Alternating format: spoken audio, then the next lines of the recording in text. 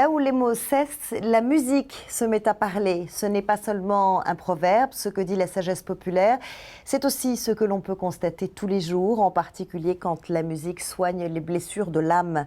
Nous vous emmenons en Indonésie où l'une des plus grandes violonistes italiennes a décidé de donner de son temps pour transmettre la magie de la musique à des orphelins.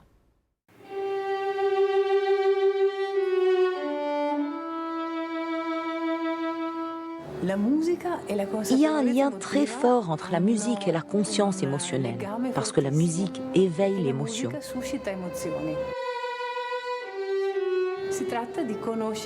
La conscience émotionnelle, c'est la connaissance de ses propres émotions. C'est d'abord les ressentir, les reconnaître.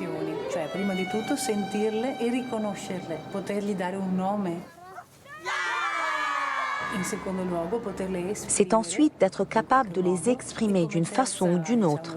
Et enfin, d'être en mesure de les gérer, d'en faire des amis plutôt que d'être submergé par elles.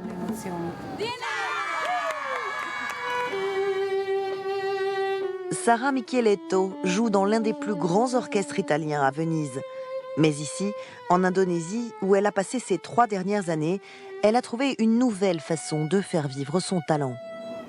Avec son amie hollandaise Nancy Fox, elle s'est engagée bénévolement dans un orphelinat. Pour elle, la musique, c'est la clé pour reconstruire le bien-être des enfants. Je dirais qu'en tant que bénévole, si vous voulez vraiment donner quelque chose d'utile, vous donnez votre temps, votre attention, votre compassion. Cet orphelinat de la capitale, Jakarta, accueille 150 enfants. Ils sont des dizaines de milliers comme eux, en Indonésie, à grandir dans la pauvreté. Selon les chiffres du Fonds des Nations Unies pour l'enfance, l'UNICEF, 2,5 millions sont victimes de maltraitance chaque année. Rinta a 15 ans, nous avons changé son prénom. Elle raconte ce qu'elle a subi dans sa famille. Je suis ici depuis 6 ans. Je suis quelqu'un de capricieux. Je deviens folle facilement. Et si on me taquine, je me mets en colère. Pendant les 3 années où j'ai vécu avec mes parents, j'étais tout le temps maltraitée. Le jour où j'ai quitté mon père, j'étais heureuse parce qu'il ne pouvait plus me battre. Sarah et moi, on est arrivés avec l'idée que peut-être on pouvait faire quelque chose de plus. Le problème qu'ont les enfants, c'est exprimer leurs émotions. Ils n'ont aucune idée de comment bouger leur corps, comment rendre leur visage expressif. Nous avons travaillé sur beaucoup d'émotions, y compris la tristesse, qui peuvent être évoquées par l'adagio d'Albinoni. Une partie importante de mon travail consiste à montrer qu'il n'y a pas de bonnes ou de mauvaises émotions. Je leur dis que c'est très important d'accepter des sentiments, comme la tristesse ou la colère, et aussi d'exprimer ces sentiments à travers la musique et le chant, car ces sentiments jouent un rôle tellement important dans nos vies. Rinta poursuit le récit des terribles abus infligés par son père. Une fois, il était tôt le matin et mes parents devaient partir au travail. J'étais encore petite et je ne voulais pas aller à l'école. J'ai pleuré et pleuré quand il s'apprêtait à partir et mon père s'est mis en colère. Il m'a attrapée par le pied et m'a pendue à un arbre la tête en bas.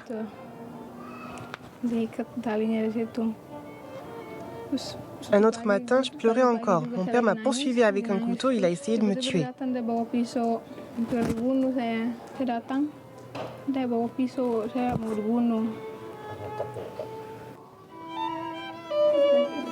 J'ai été très étonnée par les changements que j'ai vus chez les enfants. Certains d'entre eux se sont mis à travailler dur pour jouer d'un instrument, par exemple. D'autres essayent la comédie comme moyen d'expression de leurs sentiments. D'autres s'ouvrent émotionnellement. C'est une grande satisfaction. Je suis dans cet orphelinat depuis près de 9 ans déjà. Boudi a 14 ans. Nous avons également modifié son prénom. Parfois je suis heureux, mais souvent je suis en colère. Mes émotions sont complètement mélangées. Ma mère est morte en 2005 dans le tremblement de terre qui a frappé mon village.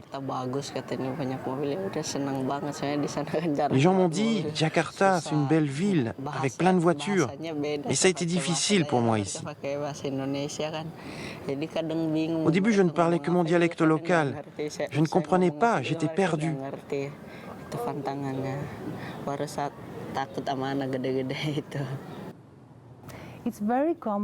C'est très commun pour les adolescents de se sentir confus, avec des sentiments mêlés. Grâce à la musique et au spectacle, nous pouvons les aider à développer le vocabulaire nécessaire pour être plus conscients de leurs émotions et pour les exprimer.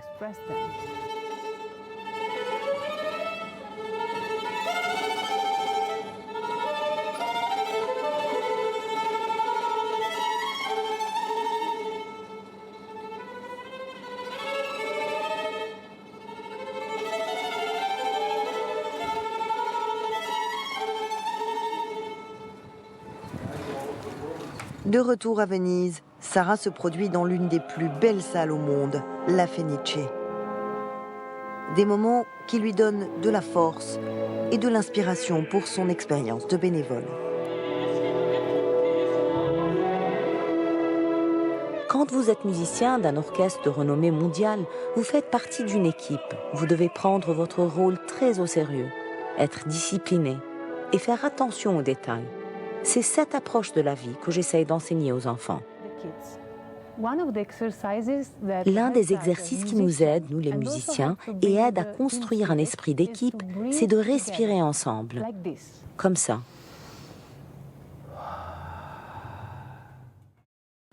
Et j'ai pu apprendre cet exercice de groupe aux enfants avec l'aide d'une bénévole indonésienne, Nathalie, qui est chanteuse soprano et aussi coach vocal.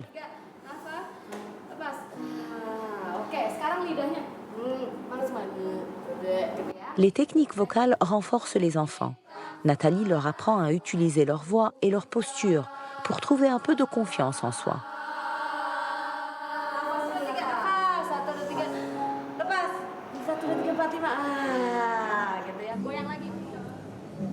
J'étais un enfant timide, je traînais les pieds. Maintenant, quand je suis en face d'un public, je ne me sens plus comme ça.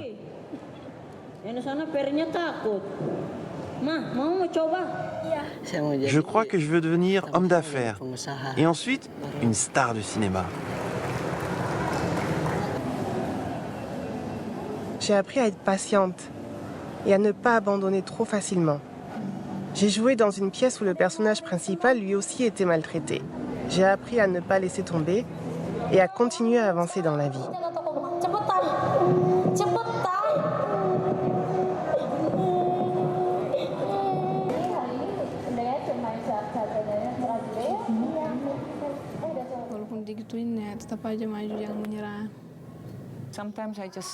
Parfois, je m'assois juste sur le banc et je les regarde. Et parfois, un ou deux d'entre eux s'assoient à côté de moi et on reste là. Et c'est un sentiment incroyable, cette confiance qu'ils m'accordent. Ça me touche vraiment, vraiment.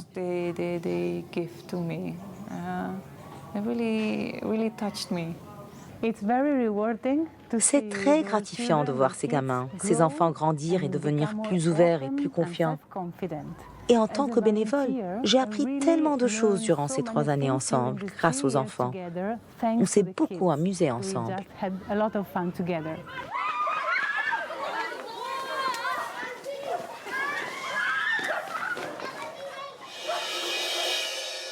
Ils sont des milliers de volontaires des Nations Unies dans le monde à travailler, à faire une différence chaque jour. Si vous voulez vous joindre à eux, vous engager, écrivez à unv.org.